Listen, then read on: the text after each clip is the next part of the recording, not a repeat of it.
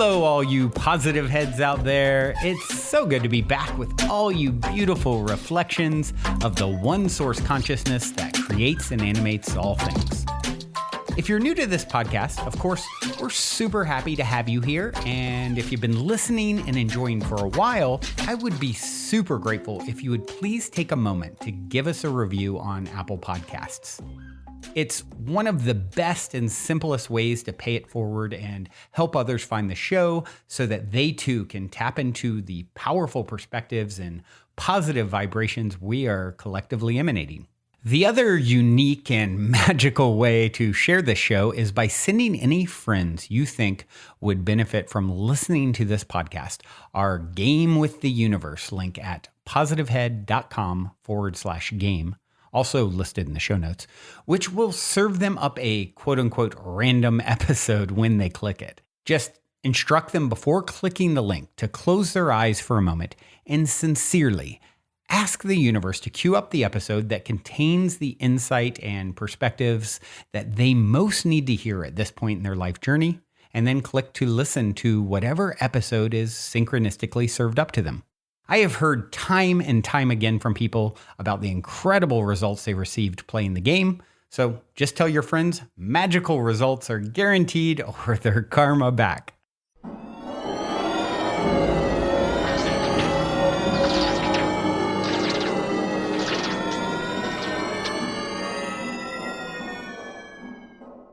All right, all you positive heads, welcome, welcome, welcome.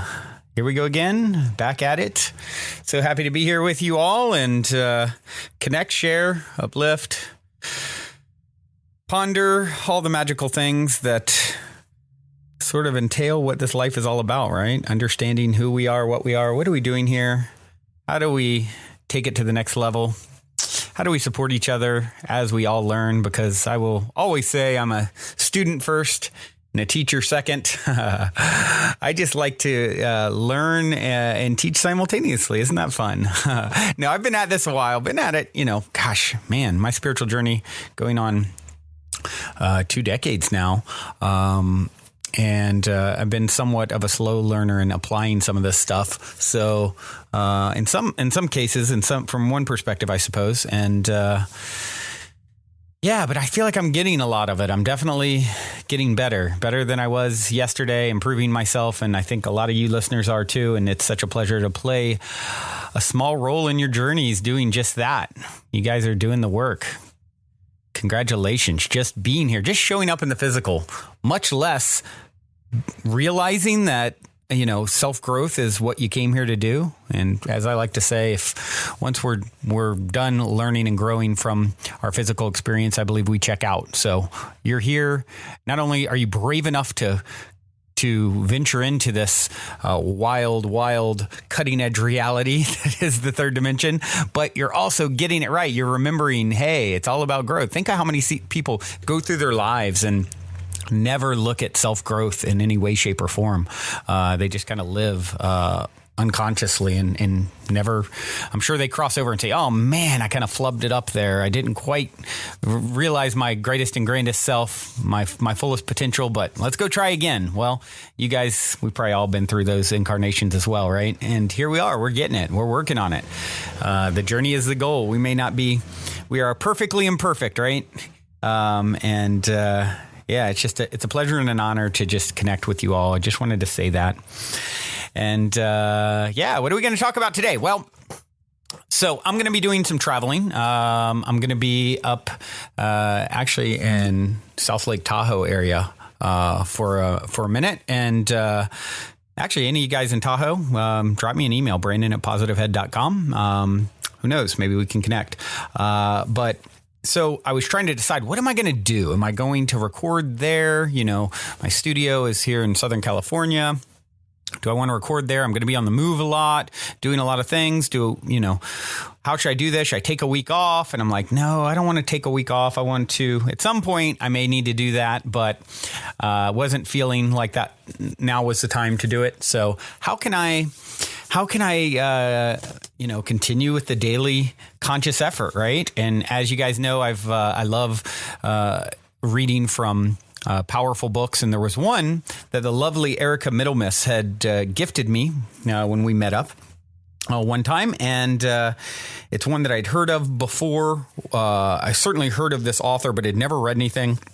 And so I was thinking, okay, well, I need something that's a good length, not too long, that's going to really sort of do the trick. It's something that I can easily bust out a bunch of episodes, reading from, discussing a little bit, and continuing our journey together of, raising consciousness on a daily basis. So I have decided for the next 7 episodes, or daily episodes at least, the interviews will still be there, we're going to read together. It is reading time. And we're going to read from a book called The Power of Awareness. And it is a book that was written in 1952. By Neville Goddard, and a very well-known book, sort of a, staple in consciousness, and, going back to the 50s, right? He was definitely on the front end of the curve. And so, I've heard a lot about Neville, and so excited to sort of read The Power of Awareness together and share here. I'll chime in, of course, from time to time with thoughts about what we're reading. And I'm just going to read a few chapters a day, so the length will be about the same. And so that's the plan for the upcoming episodes. Hope you guys are ready to find more personal power through expanding your awareness.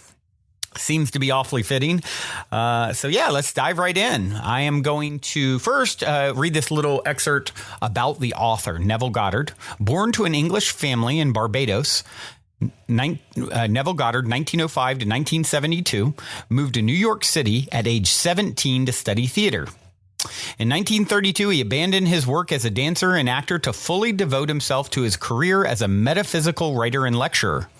Using the solitary pen name Neville, he became one of the 20th century's most original and charismatic purveyors of the philosophy generally called New Thought.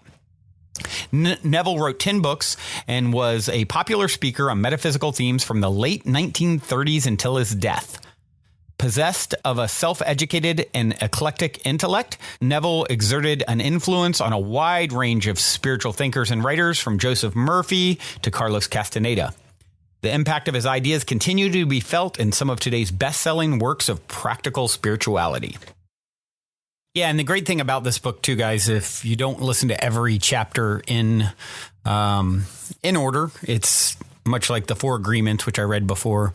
It can sort of be picked up anywhere, and you'll be able to follow along. So that's another reason I chose this book. It's going to be good. And just front page says, this book is to reveal your infinite power, against which no earthly force is of the slightest significance. It is to show you who you are, your purpose, and your destiny. Yeah, that's all. Nothing major. All right, here we go. Chapter 1 of The Power of Awareness. It's titled I Am. It actually has a scripture from Ephesians 5:13.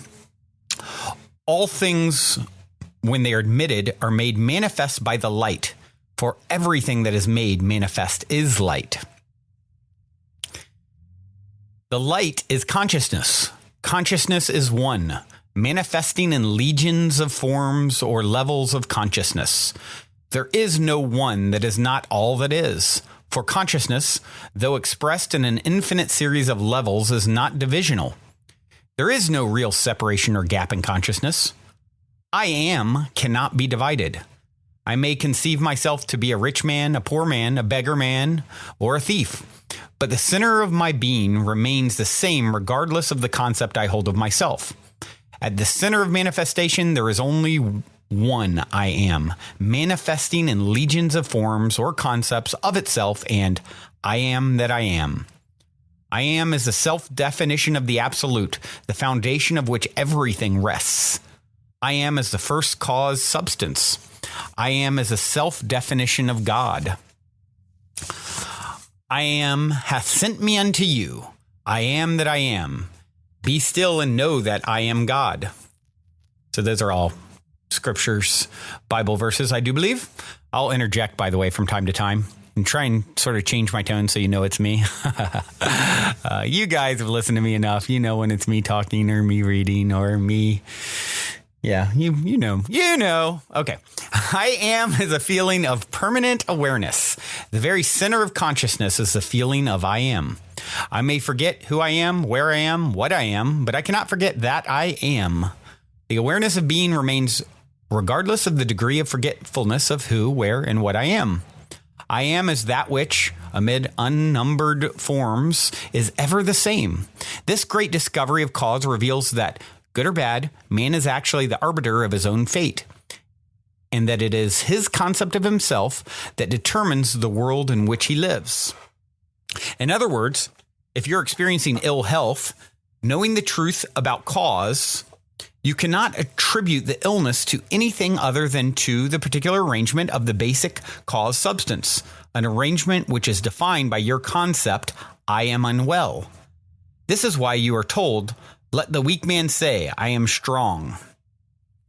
Joel 3:10, or by his assumption, the cause substance I am is rearranged and must therefore manifest that which its rearrangement affirms.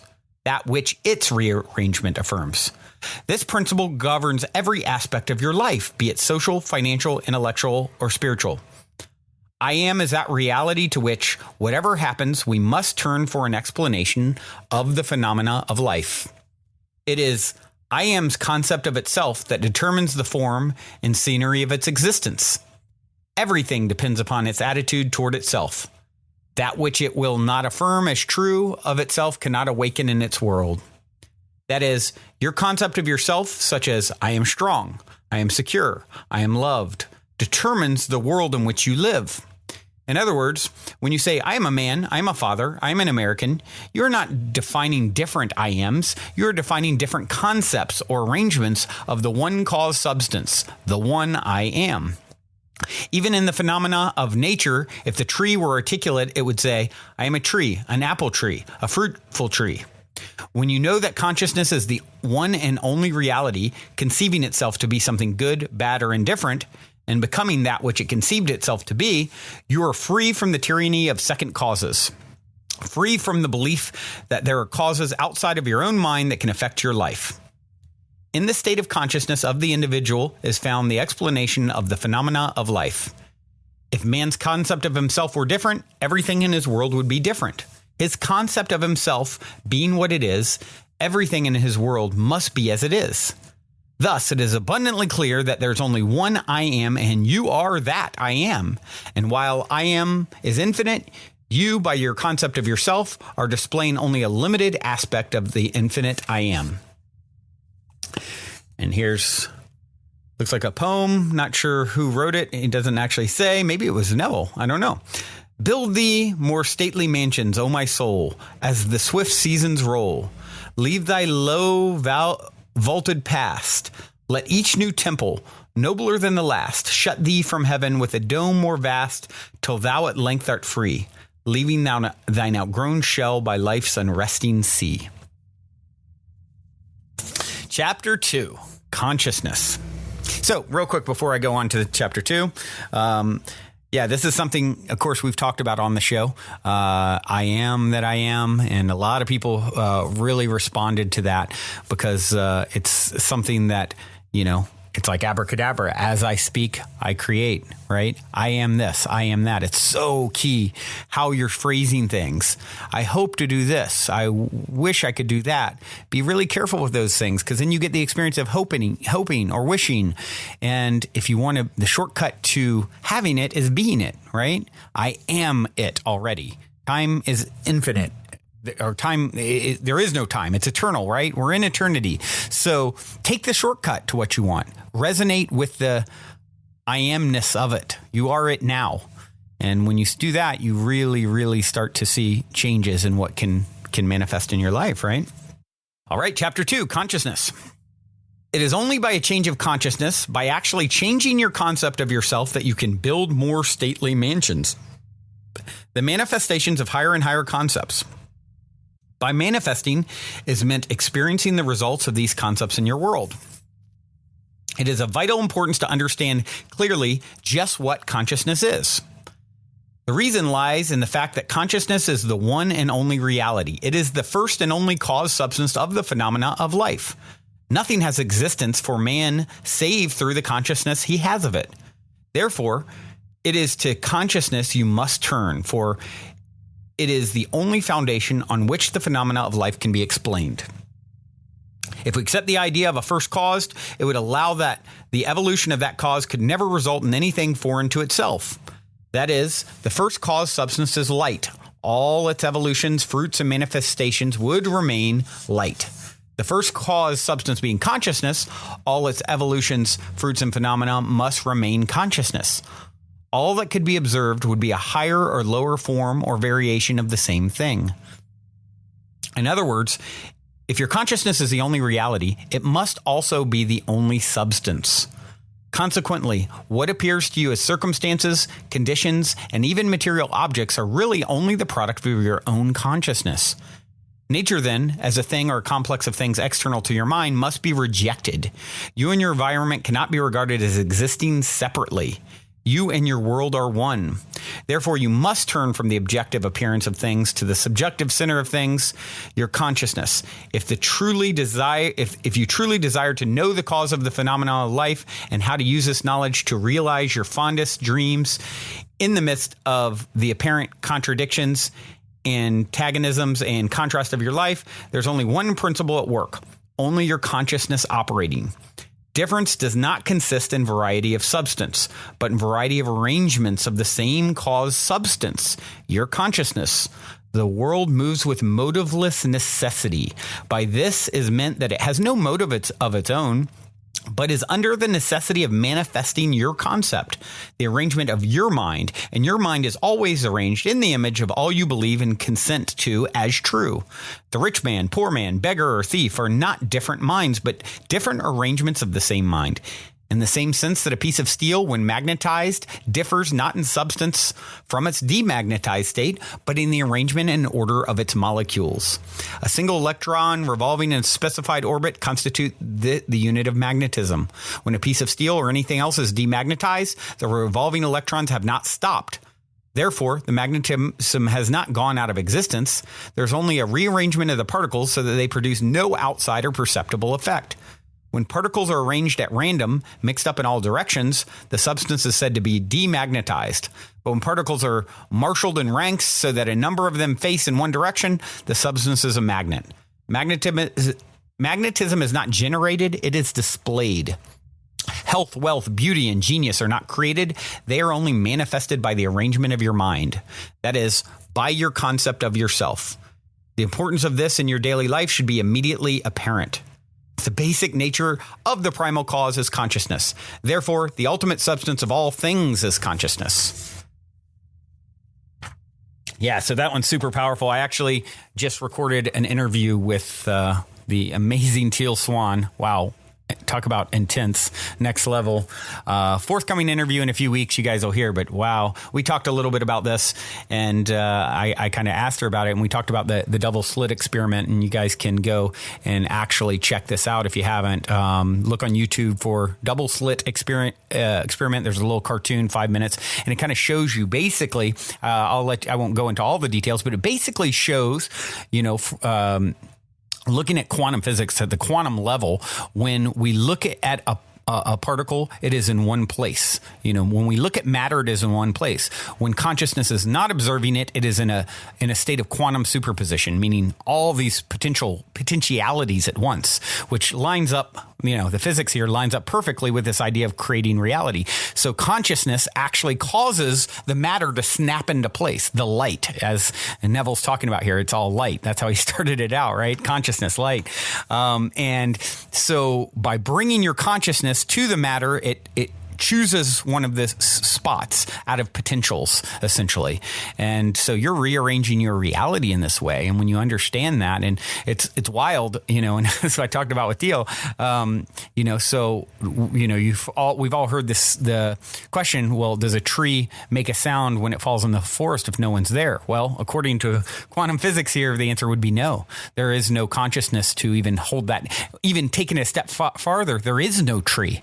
It's in the particles are in states of quantum superposition. Now, that just absolutely blows your mind when you think about the idea that as you move around, reality is rendering around your consciousness. So the room over from where I sit right now is not even there from that perspective. It's like a video game, right? As you walk through the different paths, different corridors, the light renders on the screen, right? And it shows up. Where is it when you're not there? I don't know. We don't see it. So it's pretty mind-boggling when you start to understand it's all consciousness. And when you bring your consciousness to any particular focal point, it renders for you, and you are creating it with what you expect, what you believe. And then, of course, we've got the collective consciousness, which has created sort of all the constraints of, the laws of the universe, right? And we've all agreed that if you jump off a building that you're going to fall because of gravity. And as a result, we've created that to be so. If everyone believed completely the opposite direction, that you would float, then we would start floating. So it's really, really wild when you start understanding that you can begin to change your perception of who you are, what you're capable of. You don't have to go as far as trying to break through the collective consciousness and the ingrained belief that you can float. You don't have to go that far, right? But you can start with smaller things like your health, your wealth, your abundance, your relationships. And that is indeed very, very powerful to understand here. So, all right, we got one more little chapter here for today's episode. Let's move right ahead. It's The Power of Assumption, Chapter 3. Man's chief delusion is his conviction that there are causes other than his own state of consciousness. All that befalls a man, all that is done by him, all that comes from him, happens as a result of his state of consciousness. A man's consciousness is all that he thinks and desires and loves, all that he believes is true and consents to. That is why a change of consciousness is necessary before you can change your outer world. Rain falls as a result of a change in the temperature in the higher regions of the atmosphere. So, in like manner, a change of circumstances happens as a result of a change in your state of consciousness. Be ye transformed by the renewing of your mind.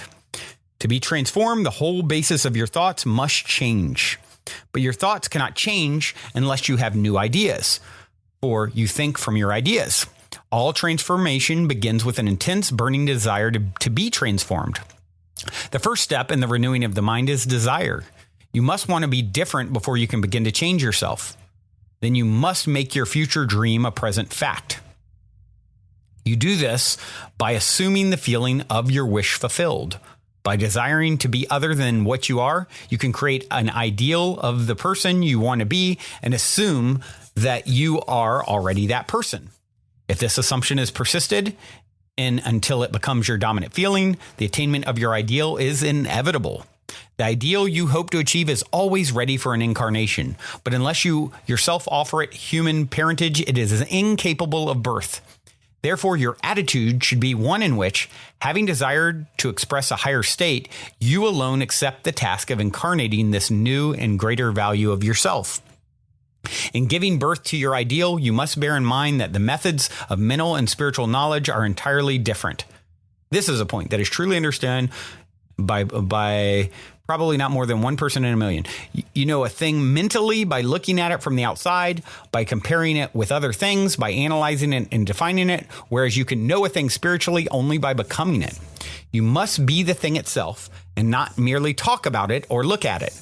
You must be like the moth in search of his idol, the flame. Who, spurred with true desire, plunging at once into the sacred fire, folded his wings within till he became one color and one substance with the flame.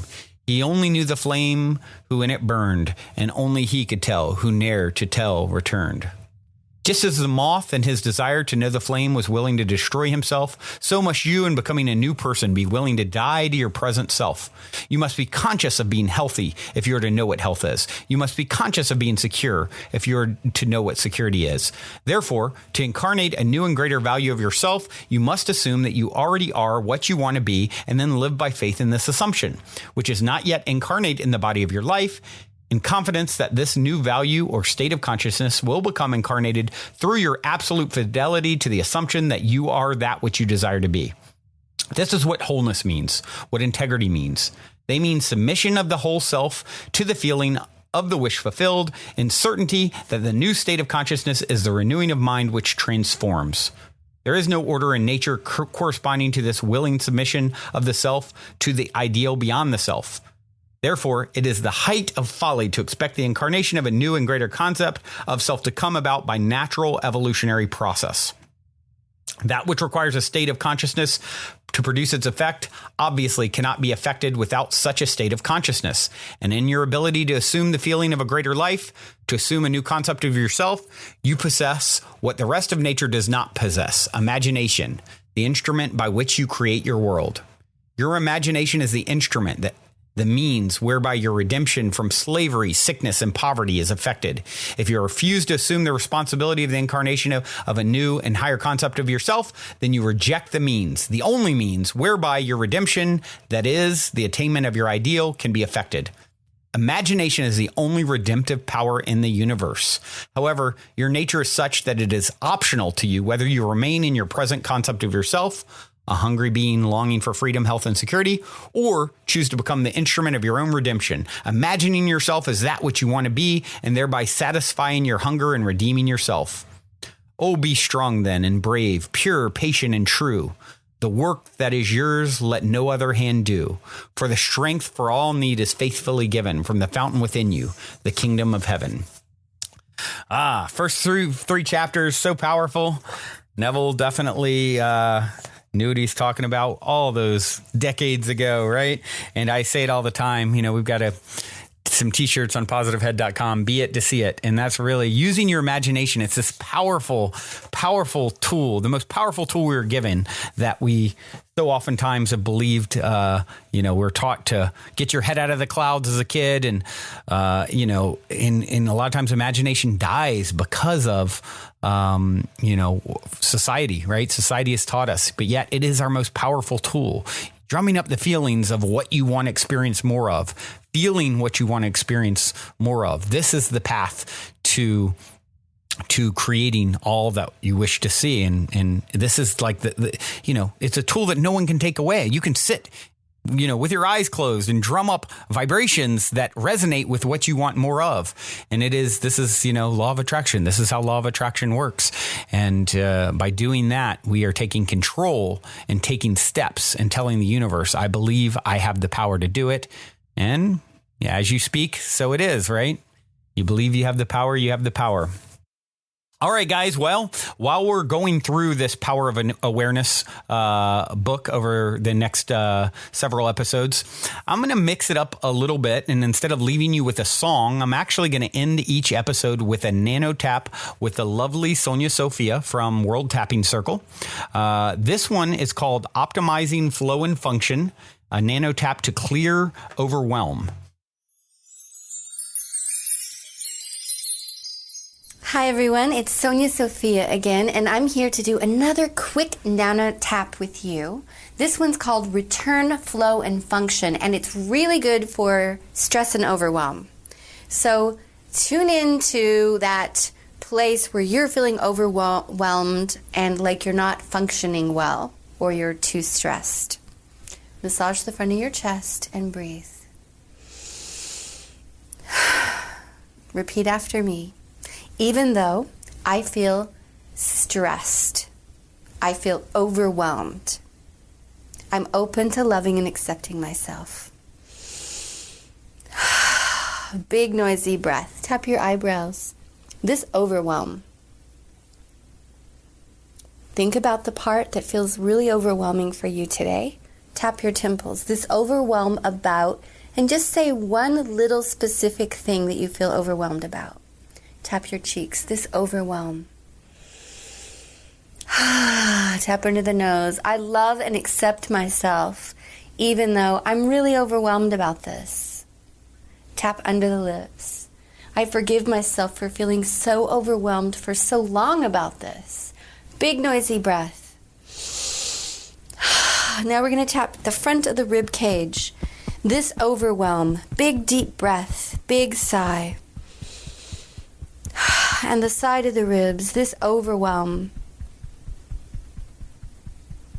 Inside of the wrist. I love and approve of myself, even though I feel overwhelmed about this. Tapping up to the top of the head. I forgive myself and I'm releasing the overwhelm that my body's been holding on to. Back of the head, behind the ears. Big deep breath. And eyebrows. Good. It's safe for me to release this feeling of overwhelm from my body. Tap the temples, especially where it's been affecting me, and think about how your overwhelm's been affecting you. Tap the cheeks. I'm returning myself to the flow and to function. Tap under the nose. It's safe for me to come back to flow and function. Tap under the lips. I forgive myself for stressing about this and worrying about this. Tap the chest. I'm allowing myself to stay present, to relax and to breathe through it. Big, deep, noisy breath. Tapping the front of the ribs again. Tune into that overwhelm one more time and see if it's changing. It should be changing. Tap the side of the ribs. This remaining overwhelm about, say what it is. Tap the inside of the wrist. I love and accept myself, even though I'm used to staying overwhelmed. Tap at the top of the head. I don't have to be overwhelmed to function well. Eyebrows. I don't have to be overwhelmed to function well. Tap the temples. I'm choosing to stay motivated and on task, even without the stress I put myself under by staying overwhelmed. Tap all over the body. Tune in and see how you feel now. Hopefully this made a little shift for you. Feel free to rewind it and use it again anytime. Thank you, and I'll see you in the next Nano Tap.